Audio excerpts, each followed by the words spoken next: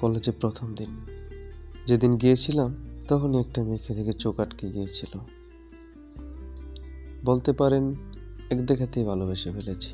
পরে জানতে পারলাম মেয়েটি আমার সাথেই পড়ে, মানে আমার ক্লাসমেট। তারপর থেকে প্রতিদিন লুকিয়ে লুকিয়ে তাকে দেখা, এভাবেই চলে যাচ্ছিল আমার দিনকাল। বেশ একদিন আমার এক বন্ধু বলল, তুই যে নীলাকে ভালোবাসিস তা কি সে জানে?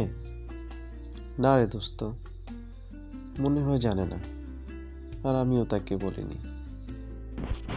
তাহলে আর কবে বলবি? অন্য কারো হয়ে গেলে বলবি নাকি? না, এই কথা বলিস না। ও অন্য কারো হলে আমার কি হবে? আর কেমনে বলি রে, আমি কোথায় আর ও কোথায় তা কি খেয়াল করে দেখেছিস? আরে বেটা, কোনো সমস্যা না, যদি মেয়ে রাজি থাকে তাহলে হবে। আচ্ছা, এখন তাহলে আমাকে কি করতে হবে বল? বেশি কিছু না, তুই শুধু তোর মনের কথাটা ওকে বলে দে। আর যদি রাজি না থাকে তাহলে বাদ দিস না, লেগে থাক, একদিন না একদিন ঠিকই হবে। আচ্ছা ঠিক আছে, তুই আমার সাথে থাক। আজকেই বলবো আমি আমার মনের লুকানো কথা। কেউ জানে না ভালোবাসি আমি নীলাকে কতটা। কলেজ ছুটির পরে, এই নীলা দাঁড়াও, কিছু কথা আছে। যেহেতু ক্লাসমেট তাই তুমি করে বলি। কিভাবে বলবো জানি না, বাট প্রথম থেকেই তোমার খুব ভালোবেসে ফেলেছি। আমার প্রতিটা নিঃশ্বাসেই তুমি, তুমি ছাড়া আমার জীবনে শূন্য করে উঠবে। ভালোবাসি তোমাকে অনেক। তুমি কি ভালোবাসবে আমাকে? I love you Nila, I really love you. তারপরেই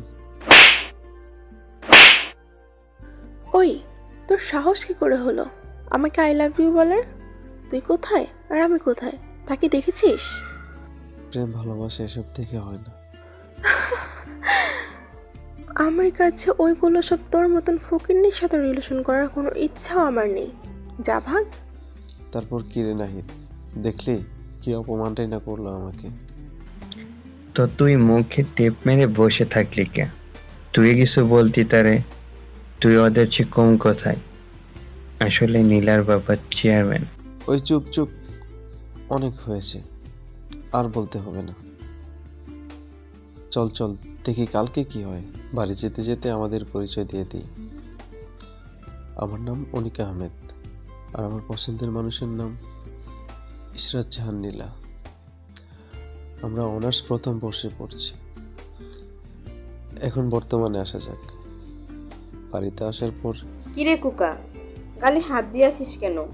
দেখি দেখি কি হয়েছে? কিছু হয় নাই মা। তাহলে এত ফুলে গেছে কেন? নাকি আজকে আমার ছেলেটার উপর কোনো গুন্ডি মেয়ে অত্যাচার করছে? না মা, ওইসব কিছু হয়নি। একটা মশা বসেছিল, তখন মশারি থাপ্পড় মারতে গিয়ে নিজেই নিজের গালে মেরে ফেলেছি। হয়েছে, ভালো করছেন, এখন খেতে বসেন। তারপর খেয়ে দিয়ে চলে গেলাম আবার আড্ডা দিতে। পথে দেখলাম নীলা মনে হয় কোথাও যাচ্ছে। ওই নীলা, কই যাও? ওই, তোর কলেজে সবার সামনে থাপড়াইলাম, তবুও তোর লজ্জা হলো না? আসলে প্রেম ভালোবাসা লজ্জা বলতে কিছু নেই। তোর সাথে কথা বলাটাই আমার ভুল হয়েছে। থাক তুই। বলে নীলা চলে গেল, আর আমিও চলে আসলাম আড্ডা দিতে। দেখতে দেখতে 1 বছর চলে গেল, তবুও নীলা কিছুতেই রাজি হলো না। কতবার তার কাছে গেলাম, বাট প্রতিবারই শূন্য হাতে ফিরতে হয়েছে। 1 বছর পরে, নীলা দাঁড়াও প্লিজ। কি হয়েছে তোর? আমাকে কেন এত বিরক্ত করছিস? বড় ভালোবাসি তোমাকে। কি ভালোবাসিস?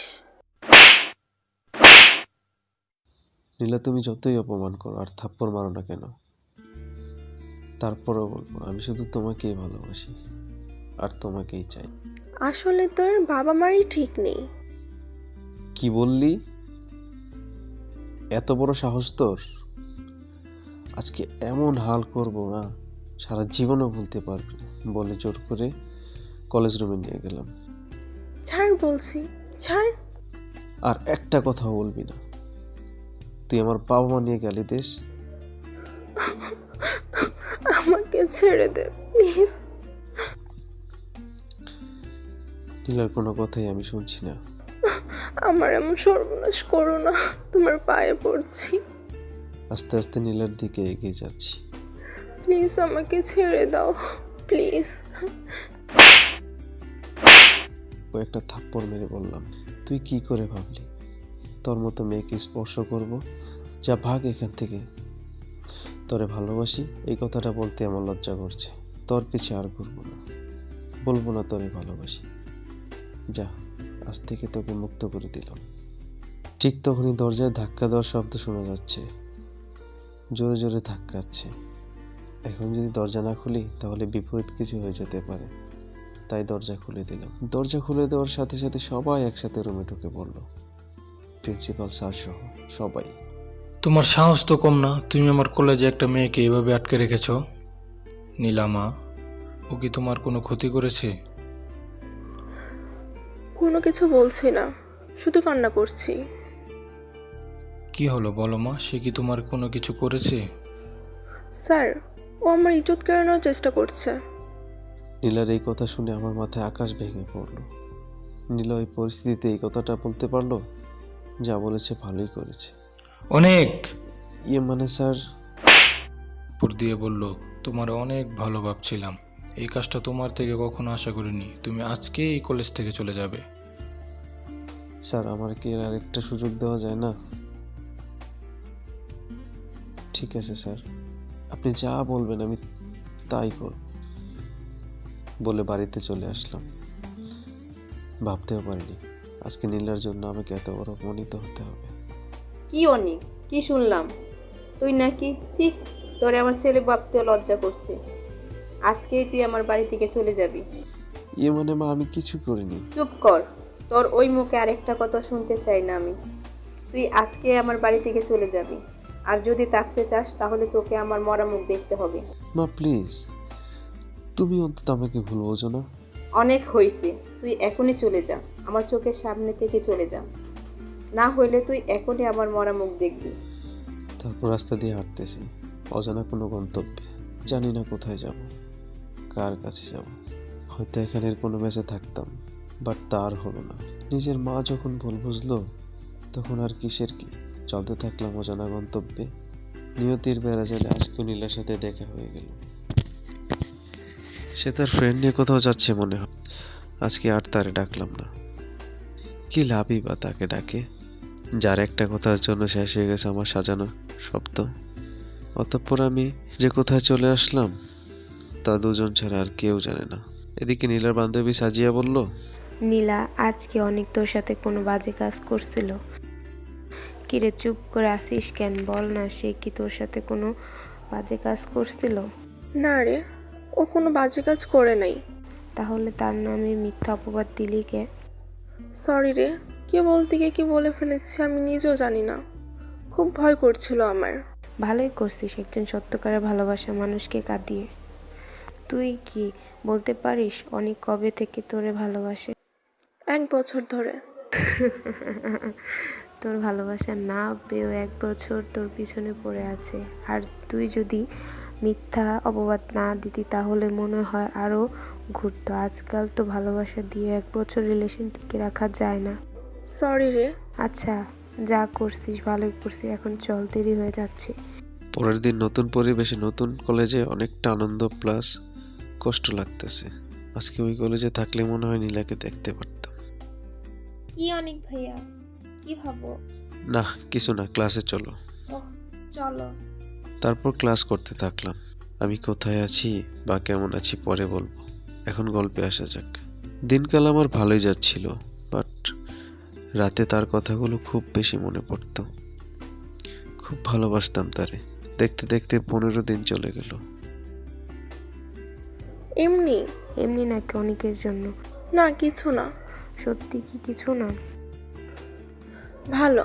আচ্ছা চল এখন যাওয়া যাক। এই তোরা সবাই চল। কিছু দূর যাবার পরে এই দাঁড়া, অনেক আমার ডাকতেছে। কে ডাকে তোরে ওইখানে? কই, ওখানে তো কেউ নেই। না, ও এখানেই আছে। প্লিজ সাজিয়া, ওকে এনে দে। আমি আর পারছি না ওকে ছাড়া থাকতে, খুব কষ্ট হচ্ছে। ওরে 1 মুহূর্তের জন্য হলেও আমি দেখতে চাই। ভালোবাসিস ওরে? সত্যি খুব ভালোবাসি, আমার নিজের থেকেও বেশি। আজ চেপে রাখতে পারছি না। তাহলে সেদিন ওর নামে মিথ্যা কথা বললি কে? আসলে তখন কিছুই বুঝতে পারিনি। কাছে থাকতে তার ভালোবাসাটা আমি বুঝতে পারি নাই। এখন প্রতি ক্ষণে ক্ষণে খুব মিস করতেছি। থাক, তোর আর কিছুই বুঝতেও হবে না। প্লিজ বোন, এমন করিস না, তোর পায়ে পড়ছি। যেমনি পারিস অনেককে আমার কাছে এনে দে। ওরে না দেখলে মনে হয় আমার নিঃশ্বাস বন্ধ হয়ে যাচ্ছে। প্লিজ। আচ্ছা, আর কাঁদিস না, দেখি কিছু করতে পারি কিনা। পারস কিনা জানি না, তোকে পারতেই হবে। আচ্ছা ঠিক আছে, এখন বল অনেক কোথায়? জানি না। ওর বাড়ি ঠিকানা জানিস? না। অসুবিধা নেই, নাহিদ মনে হয় জানে। জানতে পারে। এখন চল যে যার মতো বাড়িতে যাই। কালকে নাহিদের কাছ থেকে ঠিকানা নিয়ে অনেকের বাড়িতে যাব। কে? আচ্ছা। কে ওখানে? জি আন্টি, আমরা। কে তোমরা আর এখানে কেন? জি, আমরা অনেক ভাইয়ার সাথে লেখাপড়া করতাম। ও, ভিতরে আসো। আন্টি, এটা কি অনেকের বাসা নাকি আমরা কি ভুল ঠিকানা এসে পড়েছি? না, তোমরা ঠিক ঠিকানায় এসেছো। কিন্তু এত বড় বাসা কেমনে হতে পারে? কারণ অনেকের বাবা একজন। जल्दी से सब्सक्राइब करो और बेल आइकन पे क्लिक करो, फिर तुम कभी फंजुआ वीडियो मिस नहीं करोगे। सच्ची मुच्ची।